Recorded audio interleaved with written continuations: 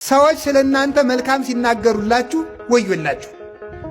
ሰዎች ስለናንተ ክፉ ሲናገሩ ግን ብፁዓን አንትሙ ያን ጊዜ ንዑዳን ክቡራን ናቸው።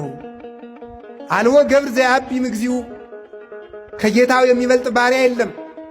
ወአልቦ ሐዋርያ እምዘፈነወ ከመምህሩ የሚበልጥ ደቀ መዝሙርም የለም። እኔን ከተሰደብኩ እናንተማ እንዴት አትሰደቡ?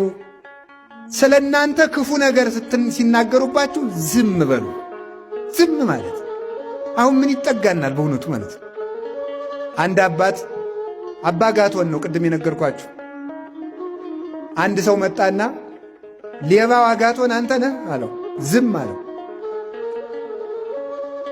ዘማዊ አጋቶን አንተ ነህ? ዝም። ሰነፉ አጋቶን አንተ ነህ? ዝም። እማይረባው አጋቶን አንተ ነህ? ዝም። መናፍቁ አጋቶን አንተ ነህ? አይደለሁም።